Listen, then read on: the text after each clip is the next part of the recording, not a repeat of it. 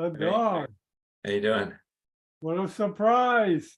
Yeah, A special guest I know. from New York City. Yeah.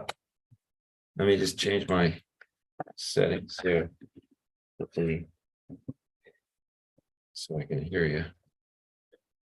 Let's see. Okay. Yeah, I think Carol's coming too. Okay. Yeah, I know. We're not gonna have, we're not gonna have a lot of people. Yeah. I don't, maybe But she that's doesn't know all how right. to, she doesn't know how to mute, unmute. You may have to mute her. Remember, we used to kick people out? We used to boot people, remember? Just boot them. We had to be tough. Oh, man, there's some people. Hey, And this is we're on technical live- problem. we're on live now, so Okay. we're on YouTube, so be careful. Okay. what you say. All right. Because I'm trying to, it's really hard, but possible when you have media, you can influence people. Mhm. And I'm trying to get people to come into these webcasts early Mhm. because it's usually dead time. People are just hanging around. Yeah. It's a good time to network. If people, because they have, you're just sitting around. So when I Yep. go early, but people don't believe that. I don't know if they're gonna ever do it, but things are going good, dog. Things are going good, man. Okay. We got a good Nicaragua webcast. We got some good people there. We had 125 neurosurgeons this weekend. Wow. Imagine that. Yeah. Amazing. It's good old Sam. Wow. He surprised me. Yeah. We're live on YouTube now, huh? Yeah. We're live. Yeah. Yeah. It's I could not put it live, but Yeah. That's good. then I got to go back and click it live. So It's good. sometimes I forget. Yeah. Yeah. But It's a good good. conference, huh? Oh man, I tell you, even dog, I'm not saying that because we did it. And Sam did most of it, to be honest. It was unbelievable. I Mhm. mean, we had the best I'm gonna check it out. Yeah. 2 days. Wow. And even the presenters were saying, wow, this is really Oh. good. And I don't think they were just saying that. Catherine's calling me right now. Sorry. Kay's calling me here. Hello. Yeah, I'm trying to find it. So just, I hope she didn't have any contractual demands.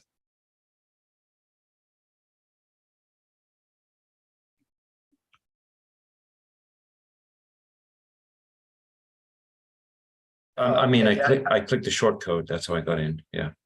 Oh, okay, I wasn't trying to even go there. Maybe I should try that. Yeah, Yeah. I'm gonna give you another Let code, me dog. see. Send the link, right?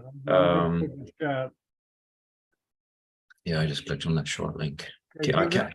This code gets you right into. Kay's trying to get in right now. John. Yeah. You don't John, have to register. You don't have to register. He's trying to talk at the same time. Catherine, are you gonna make last minute demands? She's trying to get in. Yeah.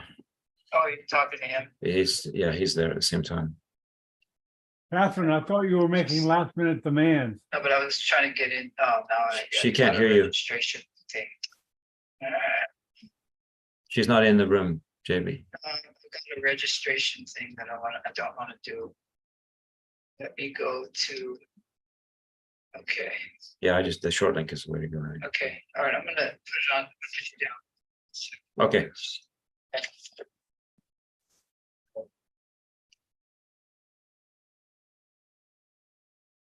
Let's put the short link in, right? Yep.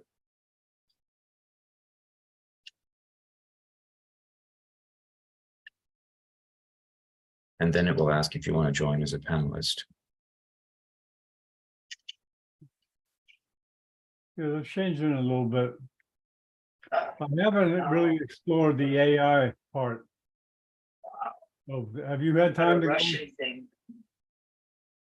Okay, let me try again. That's weird. JB, what was the link you just gave me? She's gonna have a hard time too. Karsten Tears is in. Karsten is in the room. I don't know who that is. FIT.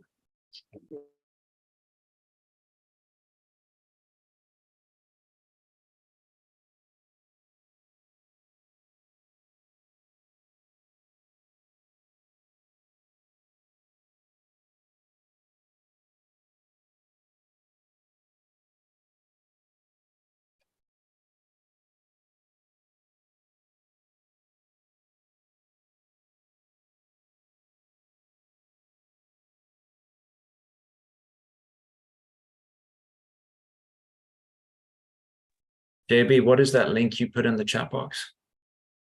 That was a direct link to get right into the, here she is, right?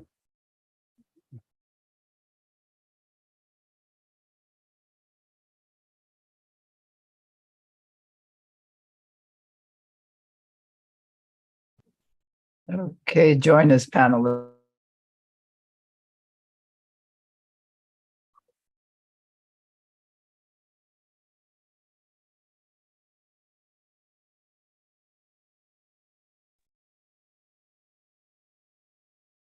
Okay, There's Kathryn. hi. You know what? We should probably go dark until she comes in, don't you think? She's not gonna come into the Florence, Dr. De Rosier isn't gonna come in until about until 5 more minutes. Okay, well, we're not in a hurry. How are you? We got 10 minutes, Kathryn, so, All right. you know, I thought you were gonna make last minute demands. Last minute, what? Demands. What kind of demands? Well, I don't know, I'm not coming on unless I get to make a 10-minute speech about Miramar. No, you know what? Something We should, how did you know about Miramar? I Huh? was corresponding with a neurosurgeon from there. Wait, and- Miramar where though? No, well, she wasn't in Miramar because it's in upheaval. It's a revolution there. But I was running a website for Miramar, medical. Really? But Yeah, Miramar, what do you mean there was a revolution? yeah, well, they had a revolution there. It's going on now. The guerrillas took it over the country. They've had it for like a couple of years. And they threw the intellectuals out, the doctors out, the medical systems at a standstill. Miramar. Yeah, Miramar in Southeast Asia. Oh, that's so interesting. Yeah, I'm Yeah. familiar with Miramar. I have my own Miramar. Well, you know, it's supposed to have. And it, believe me, it ain't any better. I had to, are we live, by the way? Yeah, we are on Oh, YouTube. okay. Yeah, I It's had to fight Facebook bullying for years. Really? Yeah, They do arbitrary things. I don't have any idea. They ban me all the time. Facebook. Yeah. Huh. And sometimes I don't, it's not because they overdo it. They see there was something in the post that Well, Well, somebody reports you, so they don't know unless somebody actively reports Yeah, well, you. you know, Unless you use some words that get flagged, but otherwise, somebody's reporting you. Good day, Florence. I'm Dr. John Bennett. Hello, Dr. De Rosier. Dr. De Rosier, you are so great in saying the name. I know sometimes it's get a little bit like butchered around, but yes, what Well, Florence. Florence, do you know how many times I practiced that?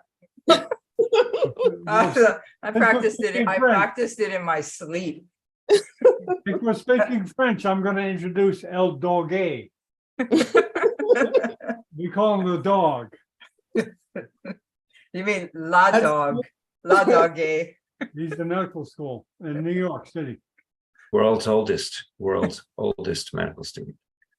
Uh, Cro-Magnon era. Yeah. Thank you so much for having me. Oh, yeah. Yeah, this is fun stuff. Yeah, it's a very Not serious neurosurgery, but low key, yeah. type That's of the pediatrician here, so be kind. Well, we You've like done Zoom before, pediatricians. right? Have you What was done- that, John? Florence, have you done Zooms before?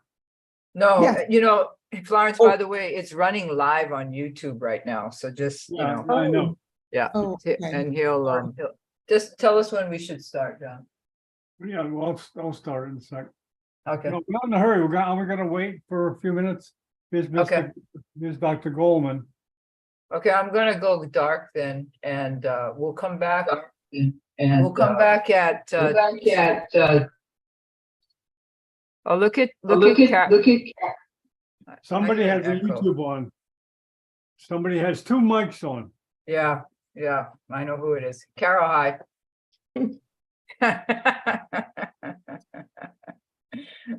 Okay, so we'll be back then shortly. Okay. All right, we'll be back at 8:28. 28. Perfect. Okay, all right. See you guys in a minute. Sure.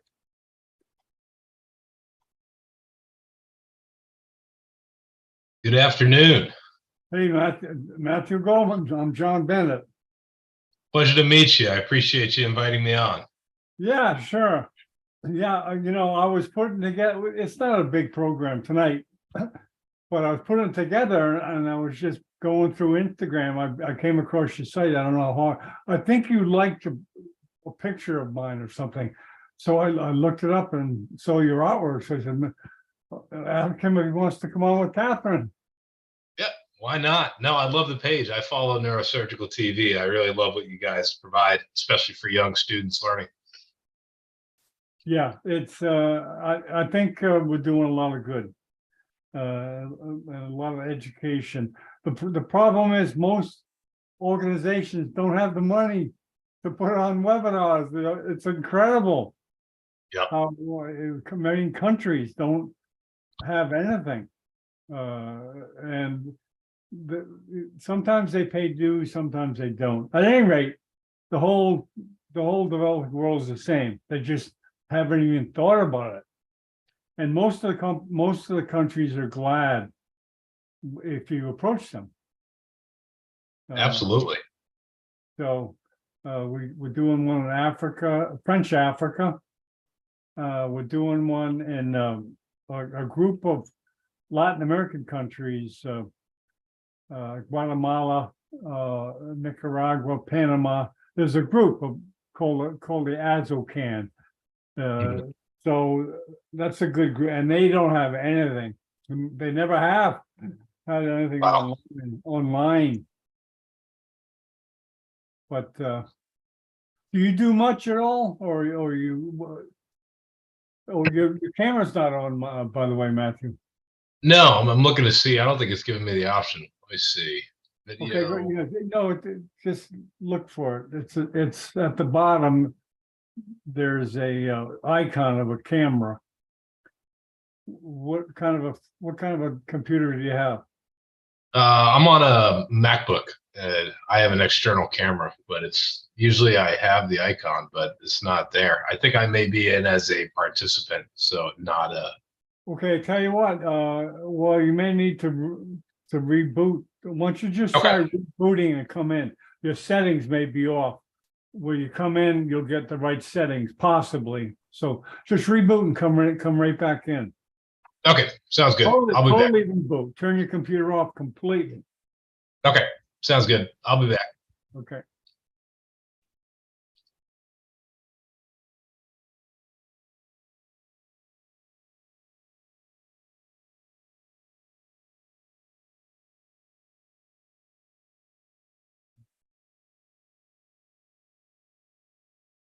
Okay.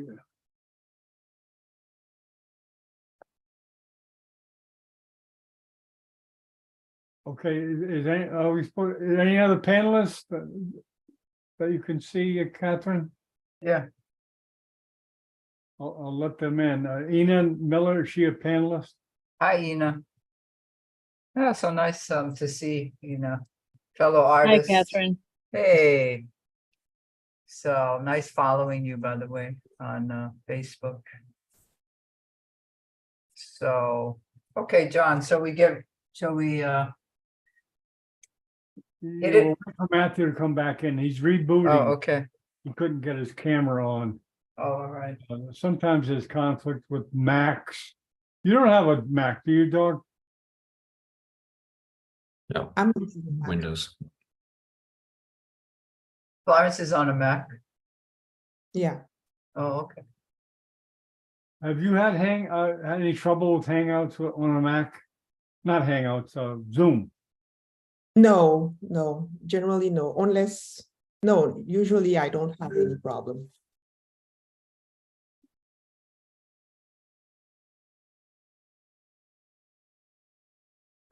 You know, have you been? I've been looking at some of those old webcasts. They were darn good. Dog, back in 2019, 2018. 2014, They were even making commercials. 2014. Yeah, Remember So those I things? think I met John and Simon in 2015. that's right. So what is it now? Did 8 years? Did we start using it way back then? Yeah, that's right. Yeah, I was trying to Hangouts. Hangouts. Yeah, Yeah, way back when. Hangouts rule the day. Mhm. Yeah. Before Zoom, by the way. Who, Yeah. you know, who could realize that this thing started pre-Zoom, hmm right? Well, if you could master Google, you could Zoom was a snap, Yeah, and it's so much easier teaching doctors how to use it. so Okay, we're still was waiting for Matthew.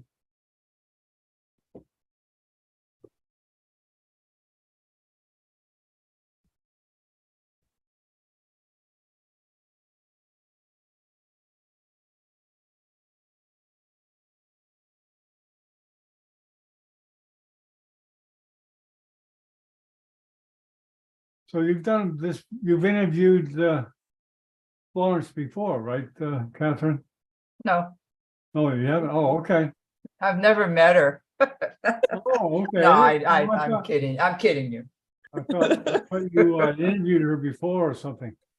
Have no idea who she is. No, I'm kidding. But Okay, here's Matthew.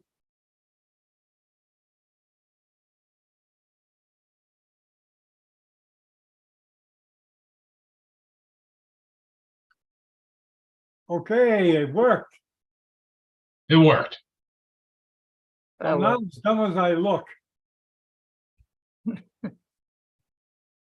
Okay, Matthew Goldman, I guess you'll get introduced to everybody. We'll introduce everybody. Okay, ready, Kathryn? Yep. 10, 9, we'll do it just like in Hollywood. 10, 9, 8, 7, 6, 5, 4, 3, 2, 1. Good evening, this is Dr. John Bennett, televising from Miami Beach, home of Neurosurgical TV. We are honored with the presence of having an old-time friend, Kathryn Coe. Way back, I didn't realize, 2015, we were hitting the airwaves with Google Hangout. It's the predecessor of Zoom, and we'll get to that along the way. But first, let me introduce Kathryn. She'll kind of run the show. Good day. Hello, everyone. So I first met John and medical student Downs to my this way about 8 years ago. And we did this, we had this club called Art on Call, where we interviewed a whole bunch of doctors. And if anyone wants to look at that series, I think we stopped at the magic number of 13, but we have a YouTube site called Neurosurgery Le Freak. And so if you go there, you'll see a whole bunch of art neurosurgical videos. And we even had, in that series, we even had a jingle. One of the neurosurgeons composed a jingle for us. And so I was kind of hoping or kind of praying that, Dr. Bennett would, dig it up, excavate it from the files and play it right now. So we could have. I'll look for it while you guys are talking. But you guys don't know this about Dr. Bennett. Dr. Bennett was in he's a family medicine physician, correct, John? Yeah. And ER. ER physician. and he played professional hockey. And it's amazing. Yeah. And so when I met him in person, John was huge. I was like, I was like really surprised at his size. So that's one little thing about him that, and for many, many years, him and Simon were doing these webinars on neurosurgical TV. But the main thing for today is there is the American Medical Women's Association and myself sponsor an Artist in Residence award every year. And we're in our 8th year. I was the first artist in residence for AMWA.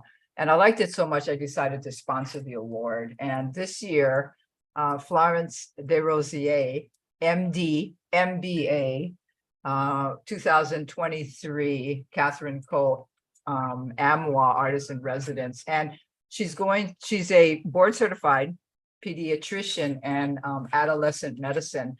And she has transitioned into medical leadership type of career right now, which makes it perfect to do a dual career of art and medicine. I started doing art about 15 years ago. I graduated with a Master's of Fine Art in painting, figurative representational painting. And so now I sort of do multimedia, but for many years I had a dual career of neurosurgery and art, going from the operating room to the studio. And I've sort of made the transition in my old age to more, I work for the NYPD and I do a whole bunch of other neurosurgically related things, but it has allowed me to expand my art even further. But the main purpose today is to talk to Dr. Desrosiers about her art and how she came to art from the field of pediatrics and adolescent medicine. Hello, and thank you so much for having me. I was a little bit silent to kind of let you continue, but I didn't know if I could interject, but I can go Please. on. Okay, great. Please interject. Yeah. So I'm Florence Desrosiers, as you said, and I'm originally from Haiti. So that's where I was born, that's where I grew up, and that's where I went to med school and did all my training. So if I have to pinpoint, my art or my artistic career, if I could put it as this, I would go back to my home country of Haiti. And it has been a very long journey because it started as I was very young. It seems that I was always someone who was always attracted and had a love for drawing, for creation. And, I think everybody has those stories when your parents sees you, they see you doing things and they encourage you to continue. So in my case, it was the same. My mom is very instrumental in seeing in what I was doing that there was some, I don't know if she saw something, but she really encouraged me to continue and put me in one art school that was run by the nun. It's called Élie Dubois. See, it was like a nun school where I was going on Saturdays. So what I realized is when I went to those classes on Saturdays, it kind of makes me feel a way that I've never felt before. It's almost like I felt that I was home, with the drawing and the paint, not really knowing what I was doing because I was very young, but it definitely helped me have a taste for creation. And, as I was continue to grow, I continue with the drawing and painting. In high school, I know that my classmate will know me as someone who was always doodling and doing something related to art and craft. And came, unfortunately or fortunately, medical school. And as you know, it's very demanding as a study. And of course, drawing and painting took a backseat. But I would say that anatomy classes were for me a time to shine. And I was looking forward for all the anatomy class where I was doing all those different drawing, because essentially I was attracted to creation. So again, I moved from Haiti to, first I stopped in Montreal and then came to the US, where I had to do residency and all that. So drawing, painting, everything was pretty much on pause. Let me ask you, how many years do you think you actually put it aside? Because I started art, well, like I said, 15 years ago, and I didn't do any of that. I had Yeah. no idea. I thought I was going to be a writer. But were there periods of time, like maybe 5 years, where you just said, I can't do both, I'm going to just do medicine, and then you put your pencils on the side? Were there a lot, or were you always doing it continuously? Yeah, I mean, definitely I had to completely stop, not doing anything at all. And I would say I stopped completely around my first year or second year of med school, until I would say, because I transitioned to the US, Yeah. all those things, until basically 2010. Wow. So that was more or less a good 15 years of Oh, wow. complete Myself, I diversity. can't now at this stage in my life, I can't see not doing art, right? Yes, I almost can't live without making some kind of a creation or a piece of art each day. How do you feel about that? that's definitely true. It's Mhm. it's almost like, for me, I always say art is life and art is power. So when I am around, let's say, to take your example, if I am not doing anything related to creation in a week, I feel almost like there is a hole, there is something missing. And and when I tell that to my friends, they are always a little bit like, really, is that what you do? If I am very tired after a long day at the hospital or doing something, and I come home, I found a little bit of peace and quietness or relaxation by drawing, by painting. Yeah, So it's true. Yeah, it's true. So you would say that I've seen a lot of your work. I want to share some. I want you to share some of your work if you can do screen sharing. But you're more of a figurative painter, meaning that you do representational painting rather than the abstract, correct? that is, And yeah, that's been pretty much your style, correct? that is correct. And I think that stems from my beginning in Haiti, where I had one Haitian painter to begin with, who was, I would say, instrumental in instilling in me this love. His name is Franck Louisin. I may have something that I put aside just to show you if you want to see, but he was one of the Haitian painter who kind of, first of all, I was attracted by his style. And then later on, I had the chance to work with him a couple of times for some workshop. So that helped me kind of go into that direction. Yeah, And I think we would definitely benefit from seeing some of that work, if you can share it. Sure. So while you're getting that up, so in the meantime, I want to ask anybody on the panel, what artist inspires you? For myself, I would say that my artistic inspirations are Warhol and Caravaggio. And I'm interested to know what Dr. Goldman looks toward in art, or who he looks toward, or what type of art he looks for. Yeah, Matthew, I'm sorry, I didn't introduce you. Oh, yeah.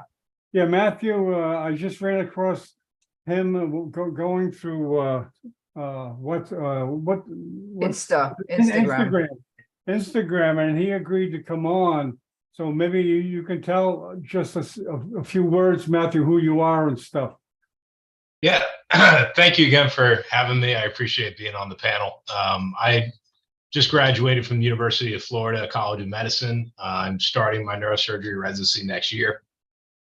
Originally, I was a photographer and engaged in the arts that way, but started sharing other people's neurosurgical artwork. And in the invent of AI generated artwork, I've started producing probably too much neurosurgery art, which is like Florence said, it's a way to relax. It's a way to really calm down for a second. If I go a week without it, I go a little crazy. But as far as motivations go, in med school, I always had Netter's books. They were always nearby. And I love that an artist was able to get his way into medical education like that. And looking at an artist in modern medicine, Peter Lawrence works at Barrow, and he continues to do the anatomical illustrations for a lot of the major publications. So I always look at his work and think it's just mind blowing. But for me, that's so it. there's interesting because I met I for the first time Peter Lawrence, and I think his name is Josh Emerson, the medical illustrators, and at the recent conference of Congress of Neurological Surgeons. And some people don't realize this, but there's in art school, there's a branch, and some people go to illustration and some people go to fine art. And so it was really, really interesting to interact with them because I'm on the fine art side and they're on the medical illustration side. And we really realized that we have a lot more in common than the branch in the road that goes one way for illustration and one way for medical art. But though Netter is, of course, the premier medical illustrator, but I think those two guys are really some of the best in the world now for medical illustration. And they also had, the Congress of Neurological Surgeons also had a part where neurosurgeons submitted art. And it was interesting because most of the artists, I think there were about 10 digital arts, submitted digital works. 9 of them were women. And the medical illustrators were all men. So it was kind of an interesting observation. Plus, I was the fine art artist there too. But it was interesting to see that breakdown of male versus female, fine art versus medical illustration. But Florence wants to show us her inspiration, correct? Yes, I mean, I would say that I don't have only one. It started with this Haitian artist, Frank Vincent. And if you can see here, his style is more kind of representation, but also the day-to-day lives of people in Haiti. And you can see it's a little bit clear. And that's one person that I was looking up to as I was growing up. Is that both him? Both of him? Both of those are his style? Or he painted both of those? Correct, he did, but those were about 10 years apart. So definitely there has been some, I would say improvement, but some change in the definition of the different. Yeah, you know, the one on the right, I like the way he fills the canvas, because if you look at the figures, there's kind of a zigzag Z. And so he fills that canvas, I think, in a very mature way versus the one on the left where there's a lot of green on the top. That's my personal observation. I think the figures are done extremely well, though. And I think the color, particularly, he likes earth tones. The color on the right is really interesting, especially with that blue hat and the blue on the right in the middle of the canvas, which pop. You don't expect to see that type of blue there, but the eye goes there. So I really like him. I admire him. Thanks for, showing us his work. Yes. I mean, of course. And from that, I wanted to add that I also, because you mentioned Caravaggio, he's someone that as I start to grow and learn more about painting, Caravaggio is another person.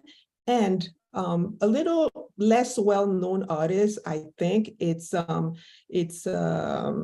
name is Lucien Freud. It's the grandson of Sigmund Freud. So yeah, he's a very good figurative painter.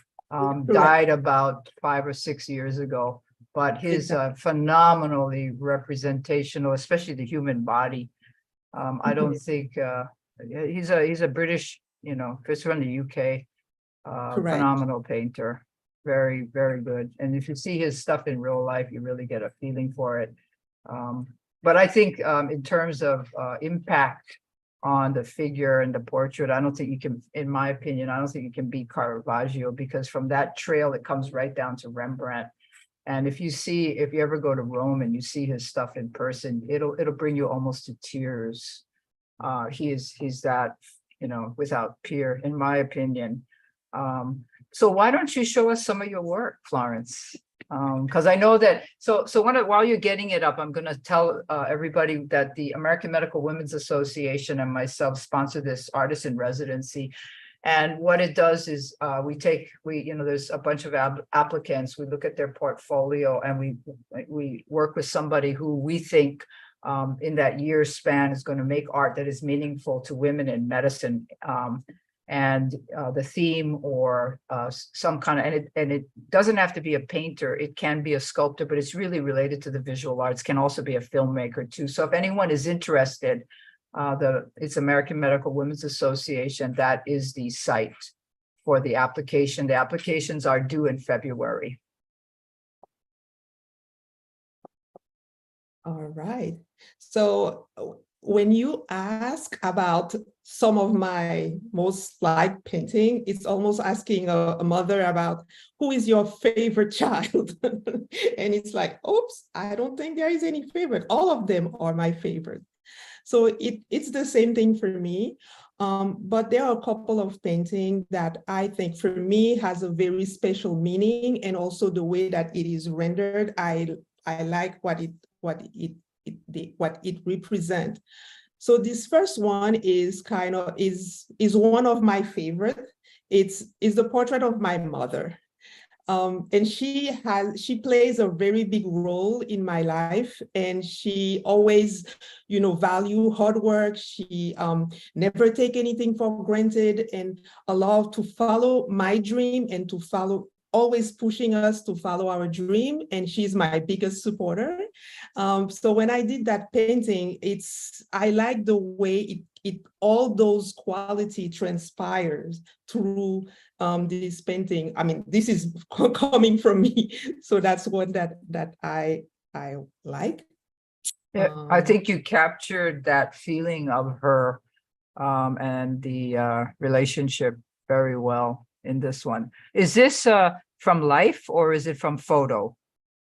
Unfortunately, it's from photo, because I couldn't have the person sitting for. Yes, I'm working on that part, but I'm not there yet completely. Mm-hmm. Sure. This one is another. It's more about the. It's a scene it's a Haitian scene, and I guess it can be seen in other countries as well.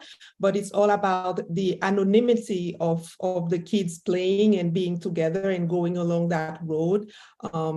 That's another one that I like. That's interesting when you say anonymity, because when I was looking at this, when you sent them to me, I knew that the faces were hard to depict. So that sort of fits what you're telling me now. Correct. Yeah. Haiti's full of bright colors, right?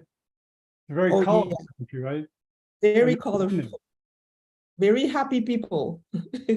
Yeah. So one thing about a painting is that this is from photograph, correct?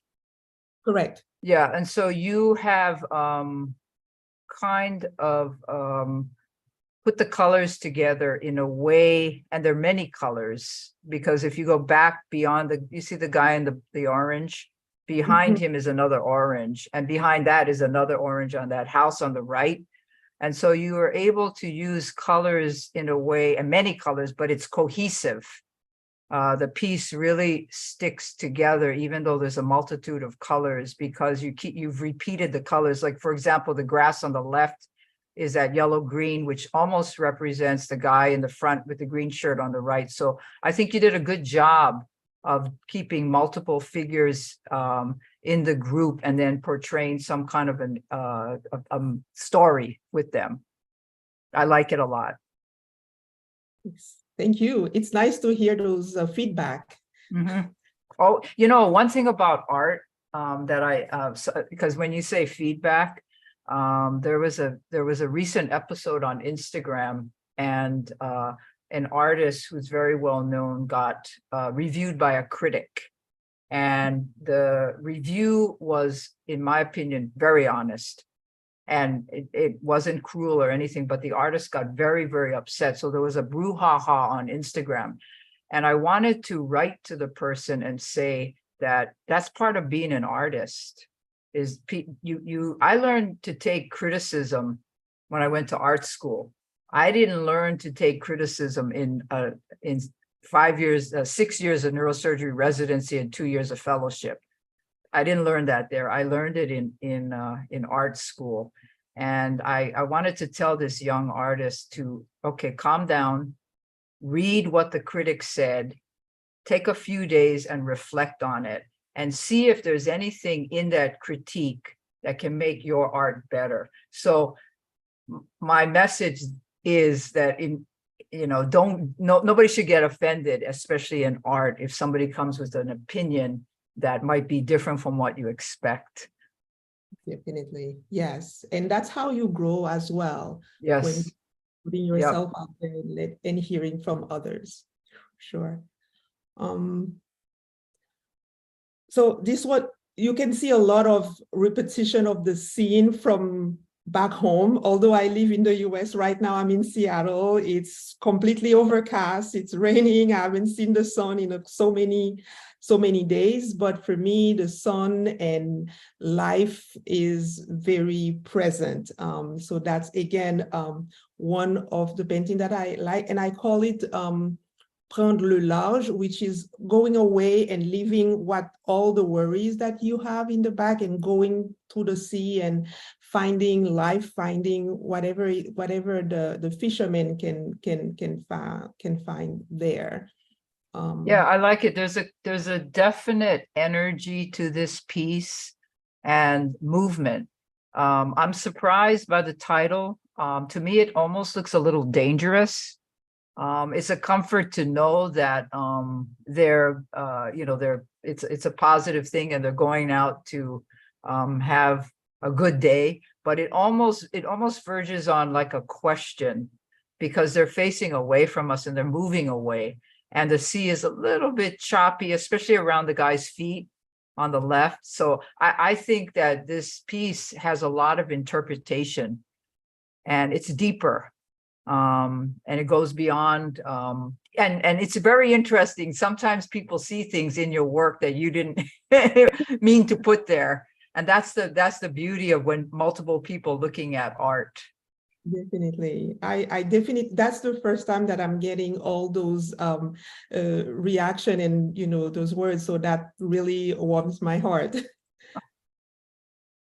I don't know art a lot, but I'm going to say something that'll try to make me seem like I'm smart. But does it affect a neurosurgeon because obviously you have to be very delicate with your hands. Do you find that helps you a lot in art? Because the same thing in art, you got to be really delicate and precise, right? You are asking the neurosurgeon? You talking to me or just anybody? Not really. You know what helps the most is observation. Eye hand skills, I think leave it with the neurosurgeons or the surgeons. I don't think you need that much. You need to be able to look at color. You need to be able to look at how to put things on the canvas, and you need to be able to observe where light hits the object face, and in order to translate onto the canvas. What do you think, Florence? Yes, and I would definitely agree with you. When you said observation, it's the key.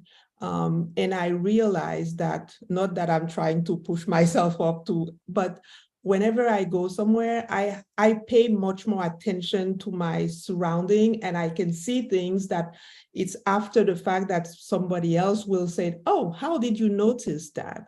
I think it's because I can look to see instead of just like looking like this. And that helps a lot with art, and essentially, more importantly, not with abstract, but with figurative and those type of art. That helps a lot. And an observation helps with medicine too. Because, yeah. you know, you look at the patient and you may be so good as a diagnostician that you don't need the labs. You know, you can tell something is wrong. And so if you can hone that, you know, I think observation is one of the most important traits to have, really finely tuned in medicine. And then to move that over into art, I think it really helps a lot. I like this piece here. Is Yeah. Is it in the garden? Yes. So it was standing in the garden because I didn't have anything to hold it. And when I took Okay. the picture, it's like, wow, it looks pretty nice. The next time I'm going to try to make it within this, you know, this composition. It looks nice. But and the owl is a bird that has so many different meanings, so many different I would say so many different meaning in general. So it's a very intriguing bird. So that's one. And That's great. Well, I would say this one, I would say it's in the middle of what I would like it to be. But I made this it was during the pandemic where a bunch of kids couldn't go to the prom and all that, and it came to me that sometimes it's after the party that the girls usually feels like, oh my goodness, I spent all that just to be beautiful, but after everything is done. So it was to capture that last time after the party that I did this one. Well, so let me just make a point to a question to everybody here. So when you look at a piece, an art, you know, an artwork, and I'm talking about either drawings or paintings, any style, one thing you got to observe about yourself as the viewer is where your eye goes to. Where does your eye go to first? And where does your eye get tripped up on?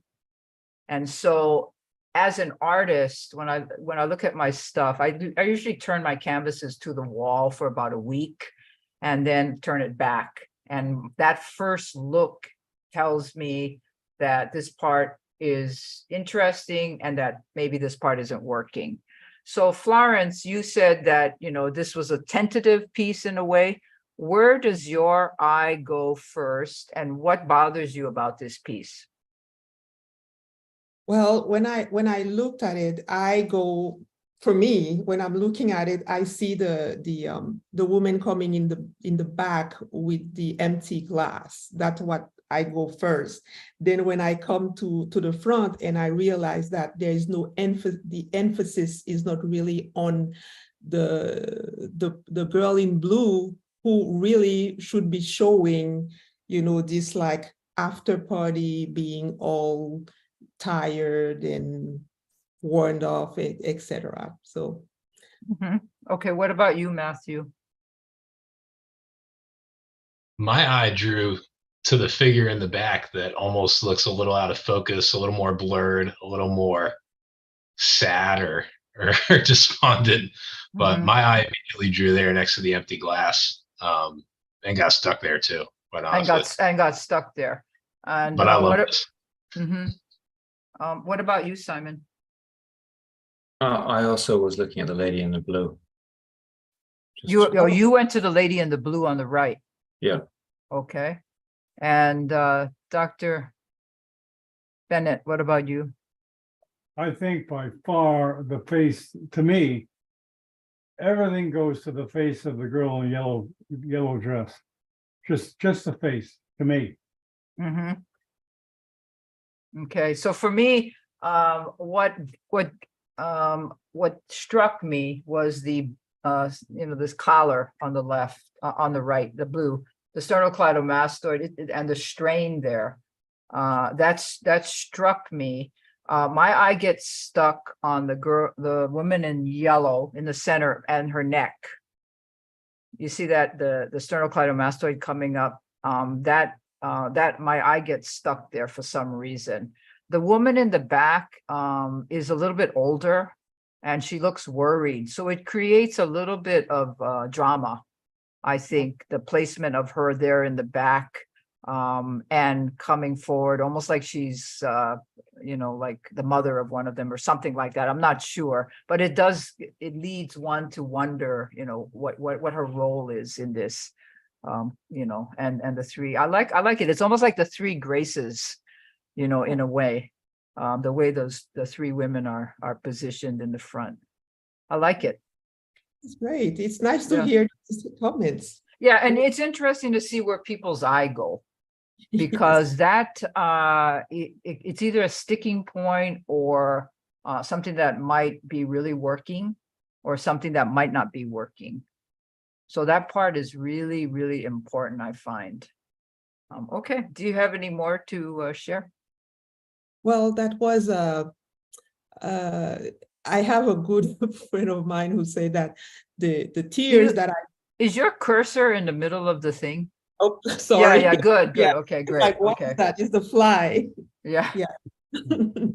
So this painting, I like it because it kind of it has a combination of two things where I see, based on my background, where I come from, I see the pain, the suffering, and all those problems that can happen with the day-to-day lives of the women in Haiti. The most importantly, the one who are they tend to be the sole providers of the household, but at the same thing, I can see the resilience and the determination to continue despite all the struggles. So that's what I was trying to portray in this painting. I like it. I think you captured it well. I like the way you use the red by the on our left underneath the nose and in the middle of the forehead. I think that's a very effective use, and you pick up the red from her shirt with that. I think the highlight on on the eye to our right is very interesting, because it's very cold compared to the highlight on her forehead. You see the difference there? The forehead, it goes toward yellow, and the highlight on her right, the eye to her right goes toward white. So it's a little bit cooler. So that's a very interesting thing that in somebody who's not as skilled as you are, that would fail. But I think because of the size, or because maybe that tear under that eye captures that same cool white a little bit, I think it works. Nice. And that's a very skillful thing to pull off. Generally hard to mix cool and warm highlights. Very hard to do it, and you've done it, especially considering the direction of light here. I like it. Oh, thank you. Is it an anonymous?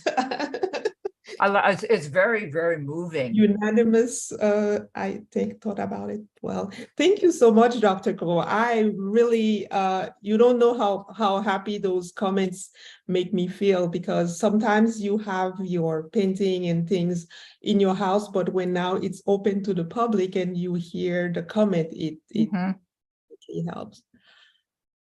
And that's the last one that I wanted to show, and it's just to emphasize a little bit of the history of Haiti. This guy is Toussaint Louverture. He is like one of the founding father of the Haitian Revolution, and he is very famous, very well known, because he defeated the army of Napoleon Bonaparte, which is like, it's a big deal that happened. And I wanted to portray that, and it's like our pride and joy, for sure.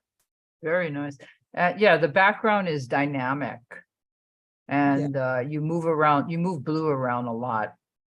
And you do keep the colors together, especially the fire in the left lower corner, and the shirt decoration too. So yeah, I like it. Thank you so much. Mhm. Thank you for all the comments. I The think that feedback. Anybody else want to make any comments on any of the art that they've seen? It's absolutely stunning. If you haven't shared it, as if this is the first time it's being debuted and shared broadly, you should share it more. This is amazing. If you don't have a method or a media, I know you don't have an Instagram. I look for you, I but do you should. have Oh, you Yes, do. You need Yeah, you need to she's share. on Insta. Yeah. You need to share your link. I need to follow. But your work is amazing, and it truly is worth sharing. Yeah, Thank I'm really happy that Florence is with us this year to continue to develop her art. We have meetings every month. They're a little bit more intensive because we tend to be a little bit more critical, which I think is really important. And so I think Florence is really a very good figurative painter. And I hope that she continues to move her art along. And I can't wait to see what she's done for the American Medical Women's Association for her project for the year. So what do you hope to do for that project, by the way? Well, so it's well, I won't say that it's something that so it's the American Women Medical Association with the emphasis on the presence of women in medicine. But one thing that I realized as I was going through the application, I realized that many times medicine, the doctors are in the forefront, they are doing everything, but there are a lot of people who are helping them. Let's say, for example, in the operating room, you cannot operate without having all the support staff and all those support people who are there and are faceless. So my goal is to try to dim a light on these people, on the support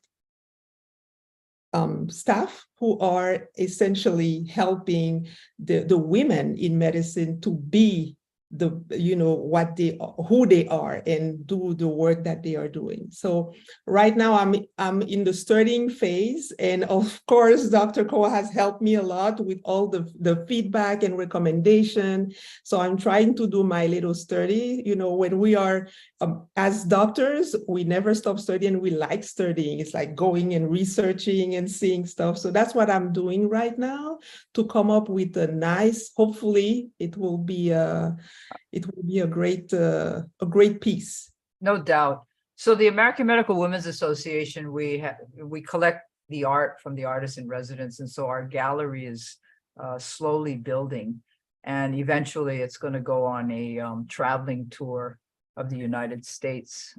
This is art by women in medicine who do art as almost a second career, and the artwork has been phenomenal.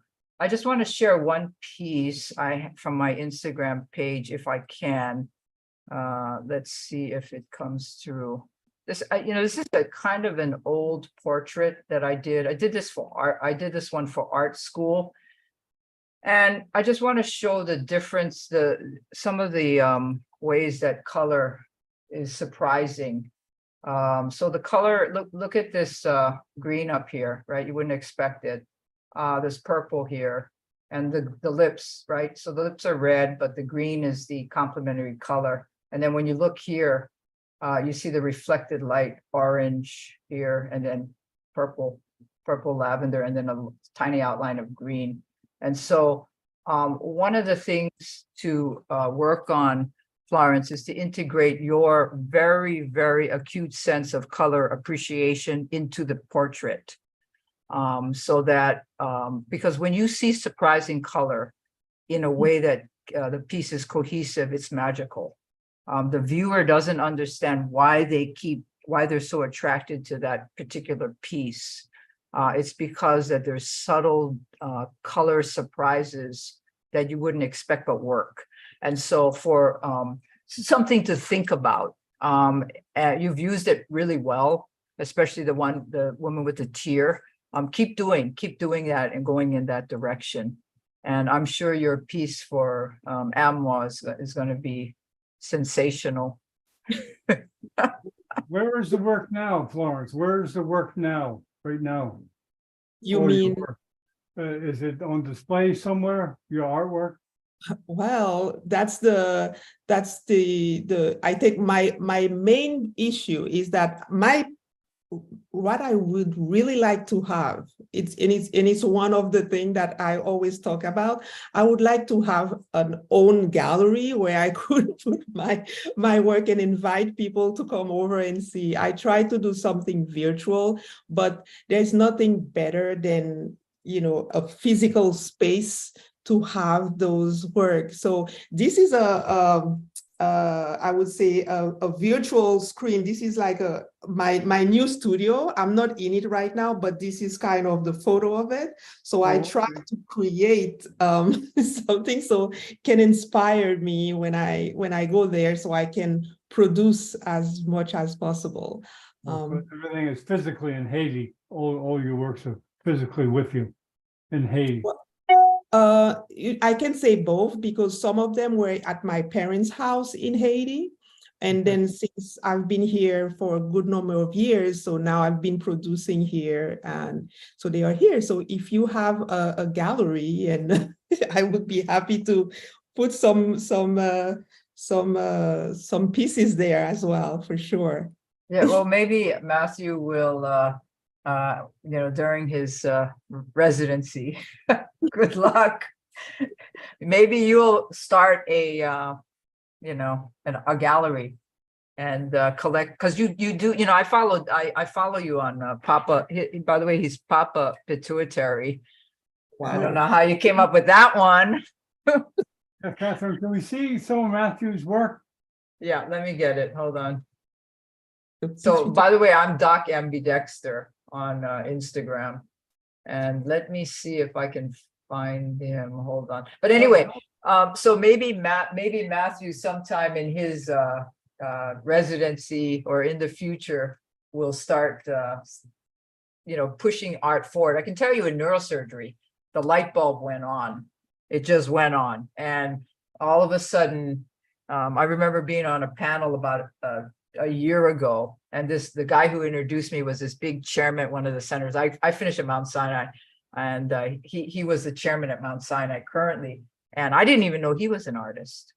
When he introduced me, he showed me his work. He showed the work to the panel. I was very, very surprised. He actually does work too. Okay, I'm trying to get Papa up here. Papa, here he is, Papa Pituitary. How'd you get that name, by the way? I was just rattling off a lot of names I thought were funny. I was like, Papa Pituitary, very memorable. the master of meninges. I was just being silly, and it stuck.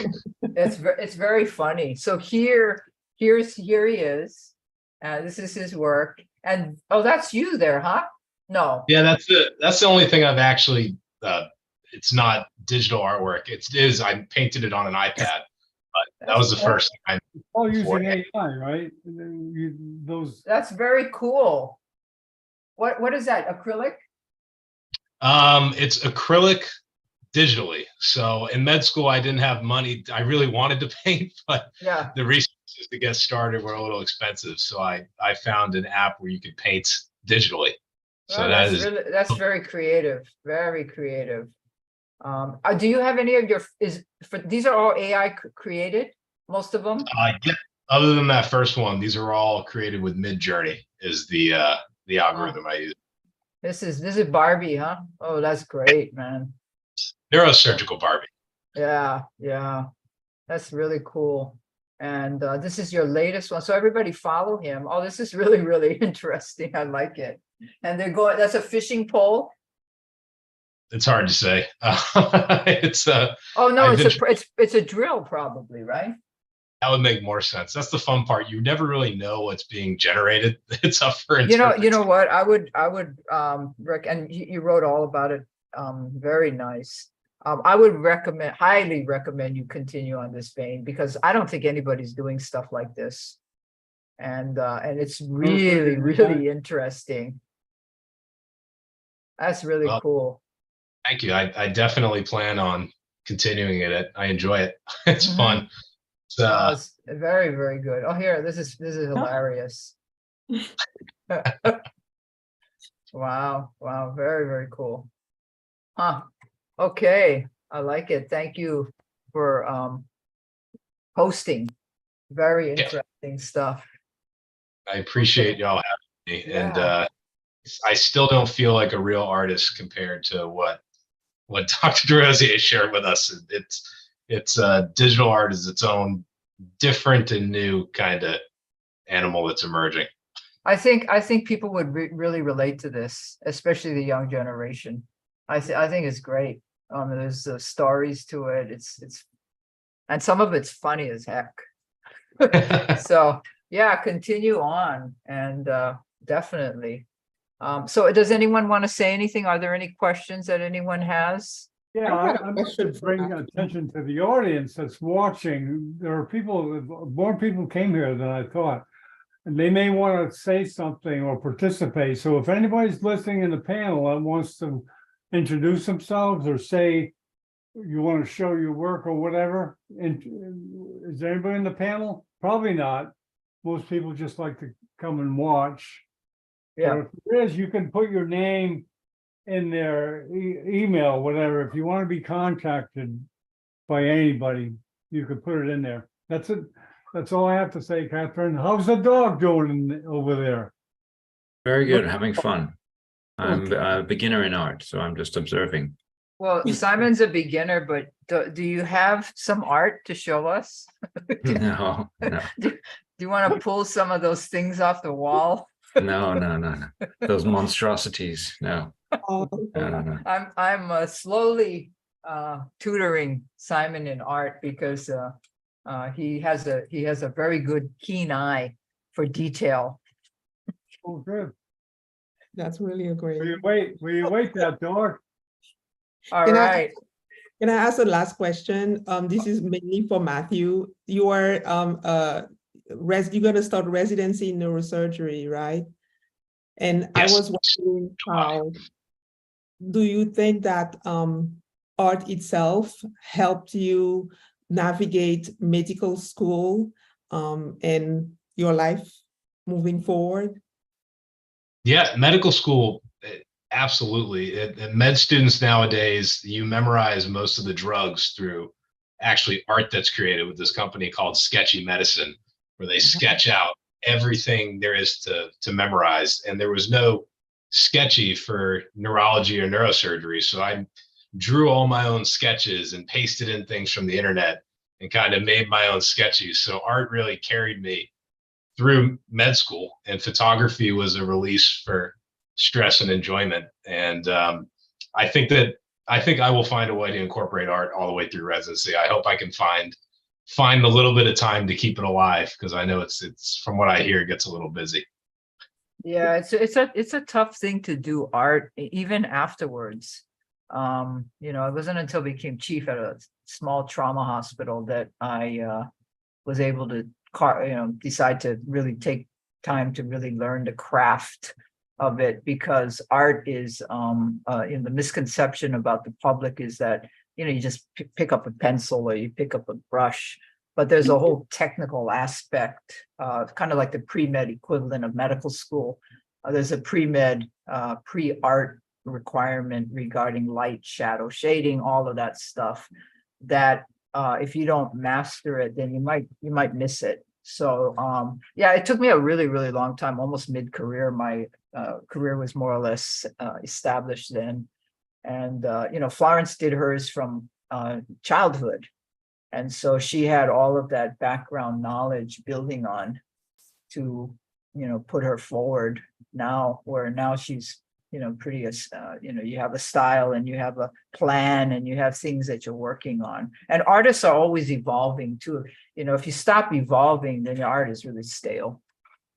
So you always are trying new things, constantly fail. With art, you get used to failure. With neurosurgery, you don't want failure is the enemy. But in art, failure can be the gateway to something else. Well, So it's you a little guys- bit, it's good to have both of them. You guys are encouraged, right, to make drawings from the start, right? When you do neurosurgery? No, After, you're not encouraged to do that? I never saw a pencil in Mount Sinai. No. No, Oh, No. I thought, who was the big neurosurgeon that encouraged it? Harvey Cushing, right? well, yeah, Cushing. Always Well, got they that didn't in- have photography in those days, so they had to draw. Yeah. Right? Everybody drew back then. That's another interesting thing. When they had no cameras, everybody could draw, but we lost that as a skill. So all right. So great to see Okay. everybody and chat. And hope to People run came, into. I thought it would be like the old days, just you, me and Simon. Yeah. All Okay. right. Much Thanks, for everybody. having me. Yes, thank you, Florence. I'll see you soon on the meetings. Yes. Okay. Very good. Okay, Bye-bye. Bye-bye. I'm just gonna stay here. Thanks, both.